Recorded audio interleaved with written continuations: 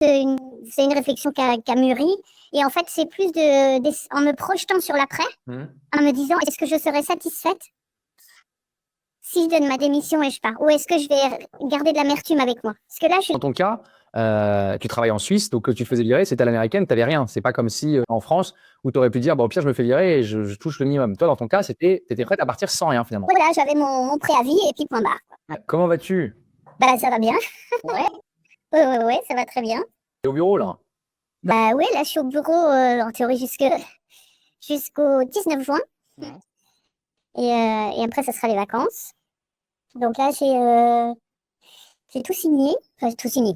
J'ai signé le contrat qu'il m'avait envoyé et j'ai notifié le fait que je voulais partir au 30 septembre. Bah, c'était la procédure qu'on avait convenue. Donc voilà, maintenant on attend que les ressources humaines me contactent pour les modalités de sortie. Mais sinon, voilà, le rythme s'est allégé drastiquement. Comment tu te sens là? Ah bah très très bien. Très, très détendu. Tu sens que là, c'est acté. Ah oui, bah là, il y a plus de retour en arrière. Donc, c'est tout verré, quoi. Là, c'est juste, tout est ouvert. C'est juste magique parce on n'a pas cette opportunité à beaucoup de moments dans sa vie. Et du coup, c'est chouette. Faut en profiter. Ouais. Bon, donc là, c'est vraiment chouette. Et merci à toi, hein. Je voulais faire un peu un point avec toi. Je sais que en plus, ton cas est assez atypique parce que toi, en plus, tu as un contrat à l'étranger. Et donc, l'idée, c'est de revenir un peu sur le contexte, remettre dans le contexte, revoir un peu comment c'était passé. J'aime bien aussi prendre le pouls, savoir comment toi tu te sens et quelles ont été les étapes qui ont été cruciales pour toi. Ouais. Pourquoi tu es passé sur Rupture Pro? Ouais. Alors, le contexte était que j'avais pris la décision déjà depuis 8 à 9 mois que je voulais arrêter de travailler à fin juin 2025.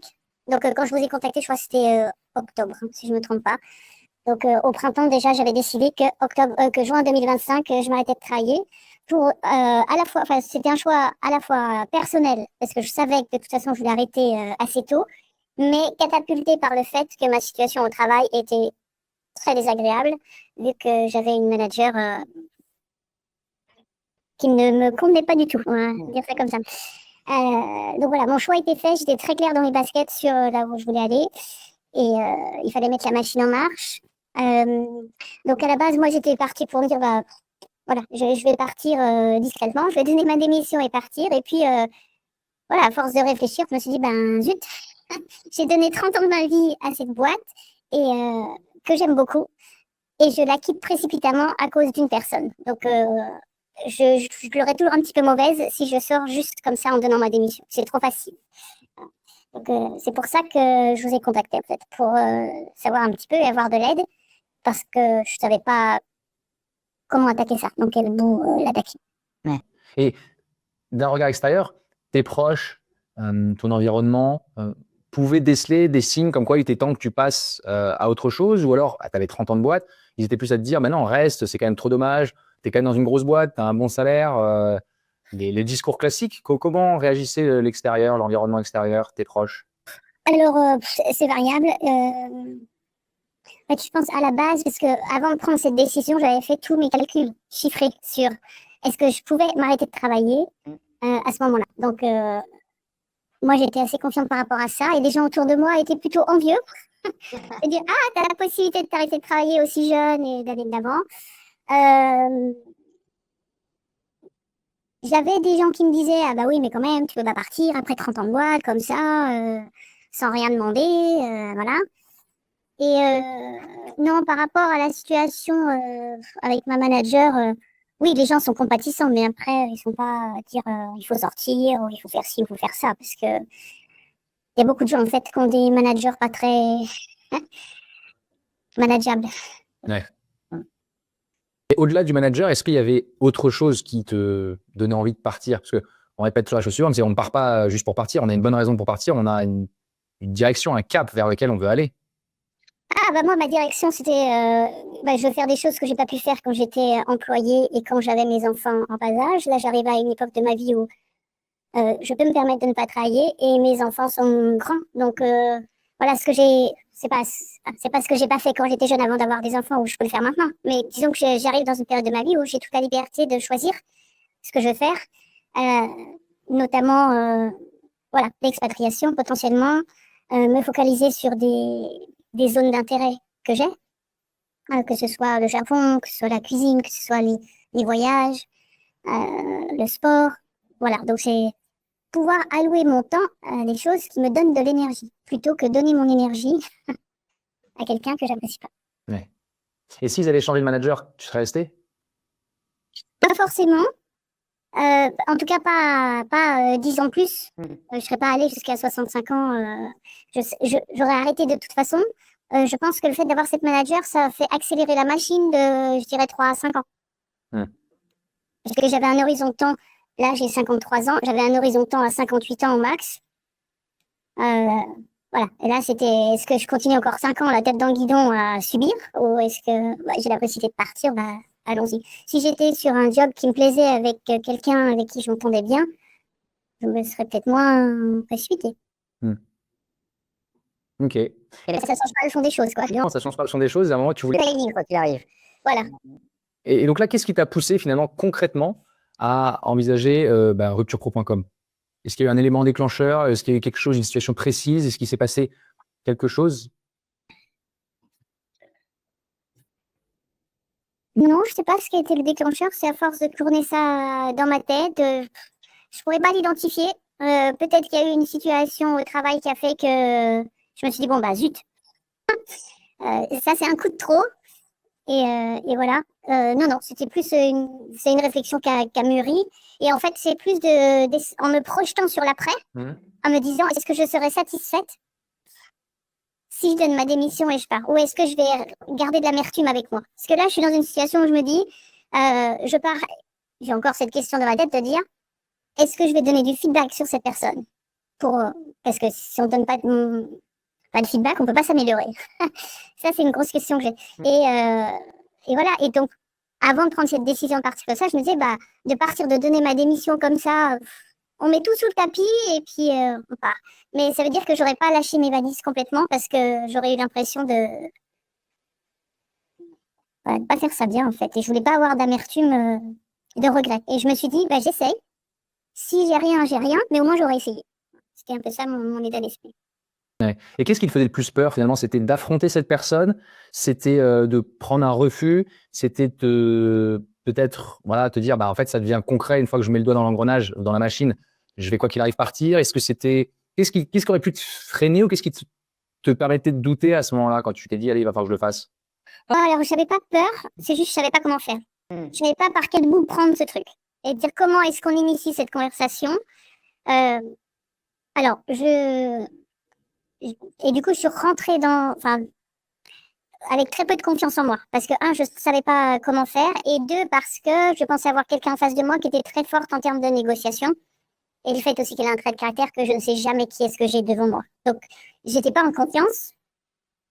Juste parce que je ne savais pas comment faire, mais j'avais pas peur. De toute façon, j'avais aucun risque, puisque de toute façon, j'avais pris ma décision. Donc, c'était que du bonus à avoir. J'avais pas de risque, en fait. Ouais. Et au pire des pires, je me fais virer et j'arrête de travailler au 30 juin. Donc, c'était ce que je voulais.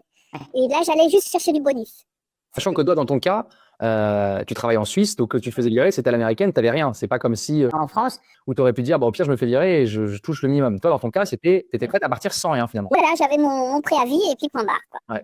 Et mes 3 mois de préavis et point barre. Donc là, j'allais pour le bonus, quoi. Enfin, donc j'avais aucun risque. Donc j'avais pas peur. C'est juste que je savais pas comment initier la conversation et naviguer en fait ce processus. Et qu'est-ce qui t'a fait franchir le pas de te finalement parce que j'étais avec moi, on avait je me souviens très bien que tu m'avais parlé de ce profil assez particulier de manager. Qu'est-ce qui t'a fait franchir le pas? À quel moment tu t'es dit ou tu as compris que notre solution Rupture Pro était la bonne pour toi?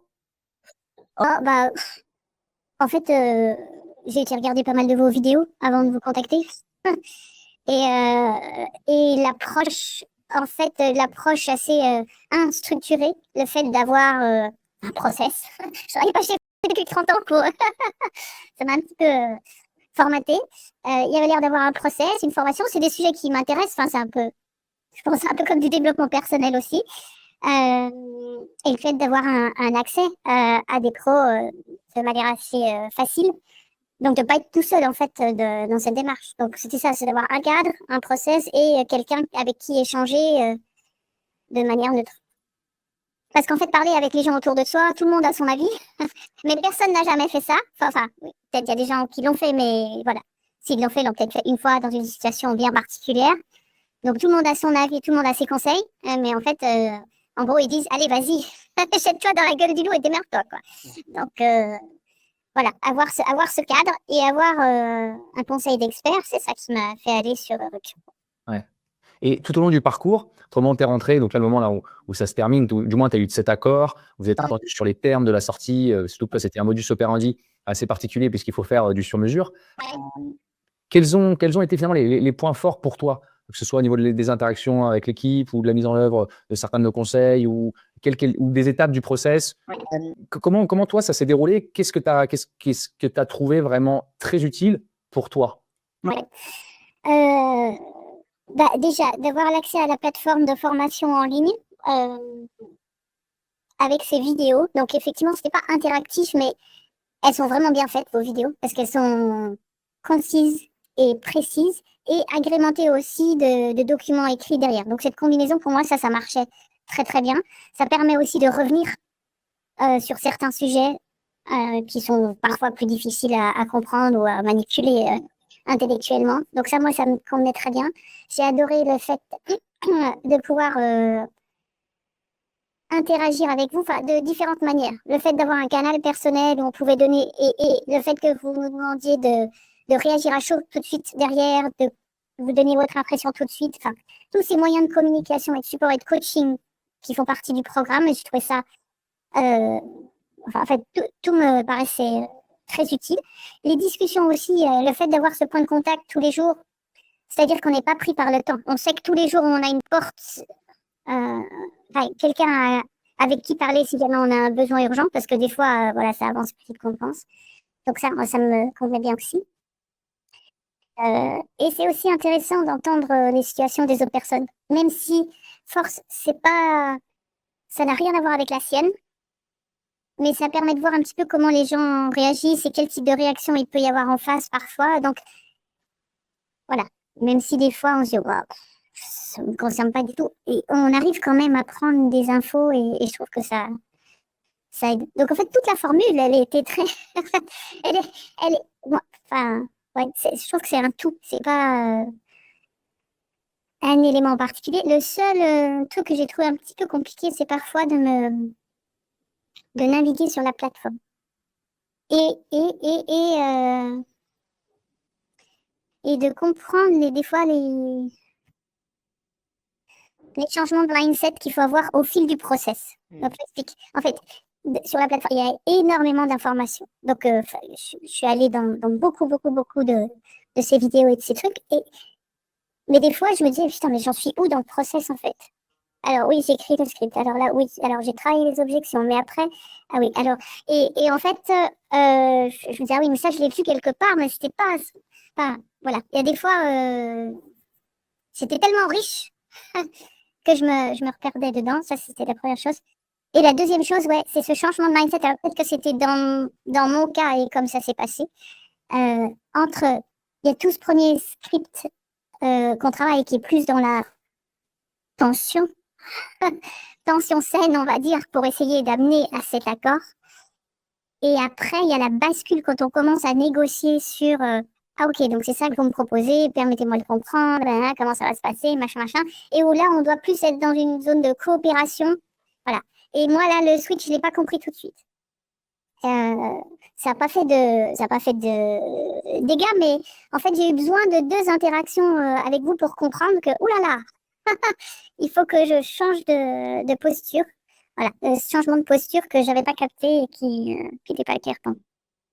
C'est exactement ça. Et c'est trop bien parce que tu l'expliques très bien. C'est vraiment, on va chercher l'AMS, l'accord mutuel de séparation. Une fois qu'on l'a, tac, là, on passe dans une phase de coopération et tu viens de mentionner le terme de posture. Et c'est ça. Dans tous les cas, et tu l'as dit, l'attention est importante parce que pour une négociation, quoi qu'on fasse comme négociation, il faut qu'il y ait un rapport de force. Pour acheter une maison, que ce soit pour rentrer dans une boîte, négocier un salaire, sortir d'une boîte, on monte un business, peu importe. Il y a un moment, il faut qu'il y ait un rapport de force pour qu'on puisse s'asseoir. Et après, effectivement, il faut être coopératif parce que, et d'autant plus dans ton cas, le but, c'est après d'avoir des modalités de sortie qui soient, à leurs yeux, quelque chose de gagnant, et à tes yeux, quelque chose qui te permette de dire, OK, là, je pars avec le maximum de ce que je pouvais prétendre prendre. Ouais, ouais, ouais. Et ça a été, pour info, quand même, le retour que j'ai, moi, ici, de mon employeur, c'est beaucoup de remerciements sur le fait que toute cette phase de discussion et de négociation avait été faite de manière très, très professionnelle.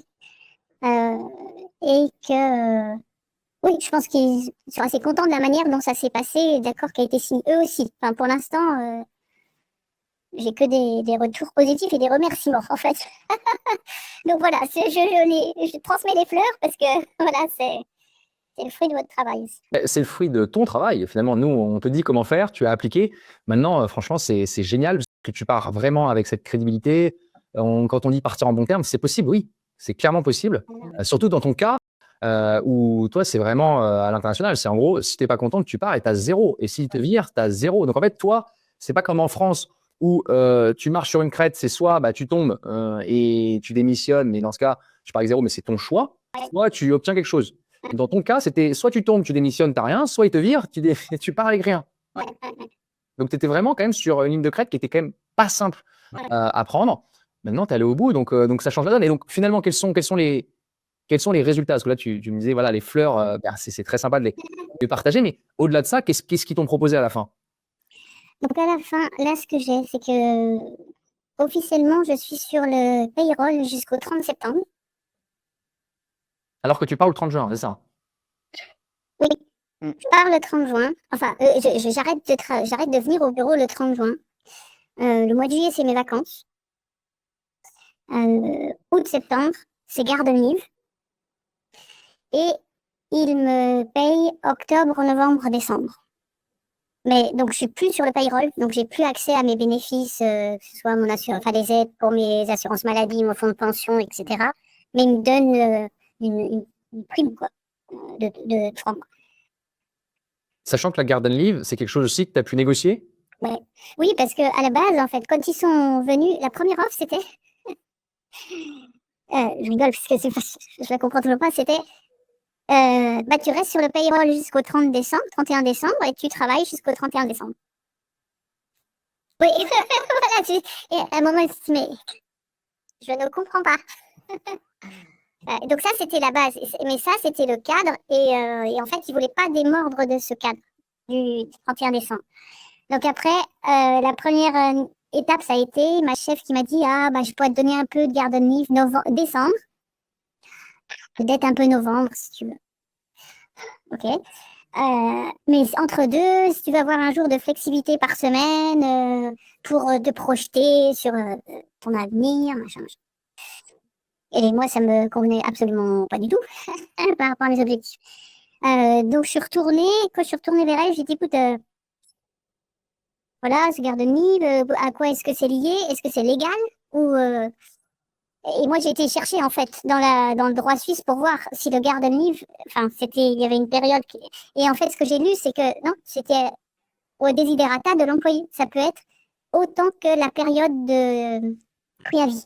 Donc, en théorie, elle pouvait me donner jusqu'à 3 mois de garden leave, légalement. Donc, il fallait que je la pousse. Donc ça, j'avais cette info-là. Et je me suis dit, non, je vais essayer de négocier le fait que c'est un jour de flexibilité par semaine. Je ne les veux pas étaler sur 9 mois, mais qu'elle me les met tous ensemble et ça me fait un mois de plus. Donc, c'est comme ça que je suis allée, en fait, pour dire, non. Et même, je lui avais proposé, je lui ai dit, si tu veux, je reste seulement jusqu'au mois d'octobre, parce que je m'étais dit, un mois de flexibilité. Oui. Et après, septembre, octobre, novembre, garden leave. Et je te rends le mois de décembre, si tu veux. J'ai même dit. Donc elle, qui est très portée sur l'argent, dit, non, mais ça va pas du tout. Alors, on repart 31 décembre. Et on a regardé comment on pouvait réajuster ça. En fait, il y avait une clause dans le contrat que je ne comprenais pas parce que et que j'avais demandé aux ressources humaines de spécifier. Et ils disaient, si on prévient, on veut quitter. Donc, si je dis que je veux quitter avant le 31 décembre, ils me payent 3 mois. Voilà. Donc, c'est comme ça qu'on est arrivé à dire, je reste sur le payroll jusqu'au 30 septembre. Comme ça, ils me payent quand même octobre, novembre, décembre. Et puis, garden leave et vacances. Ah, mais c'est top. Ce qui te permet en fait de dire, ton objectif est atteint, tu voulais partir pour au mois de juin, Ouais, et tu pars pas avec 0, tu pars avec 5 mois. c'est ça. Excellent. Ouais. Ah bah oui, oui. Ah, c'est top.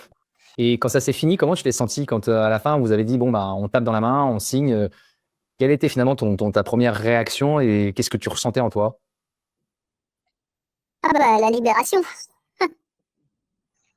Et puis,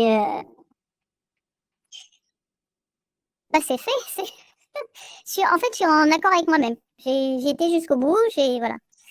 Et alors je reçois des fois, on me dit: «Oh mais quand même, pour 30 ans de boîte, 5 mois, moi j'ai réussi à avoir tant». Je dis: «Bah, moi je m'en fous, je suis allée jusqu'au bout».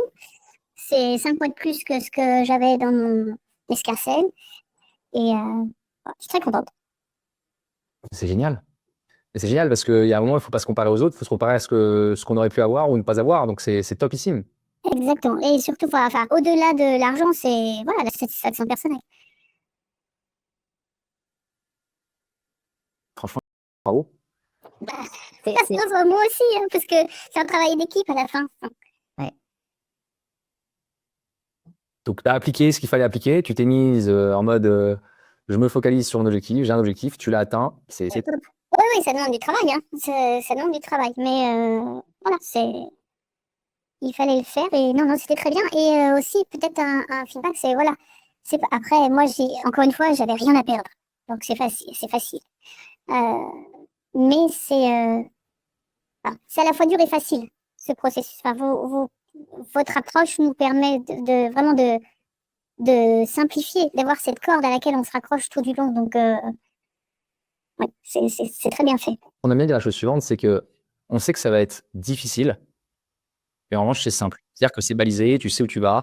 Dans des cours de corde, c'est ça, tu sais où tu vas, d'un point A à un point B, puis un point C, et jusqu'à Z. Après, mais c'est comme une rando, hein, tu me parles de corde, mais il y a des hauts et des bas, il y a des moments où c'est compliqué, il y a des moments où on perd un peu espoir, il y a des moments où on est frustré, il y a des moments où ça s'accélère, on est vraiment dans cette euphorie, on trouve ça génial, puis il y a des moments, hop, on reprend un mur, on est face à des interactions humaines, donc c'est jamais, jamais facile. Ouais, ouais, ouais, c'est ça, c'est ça. Le principal, c'est d'être sorti, donc c'est topissime. C'est ça. Franchement, tu peux être fier de toi, 5 mois de salaire à ta rémunération, c'est quand même pas déconnant, hein? Parce que ça représente combien à peu près? Je me souviens plus de ton salaire annuel. Euh, je sais pas, j'ai même pas fait le calcul.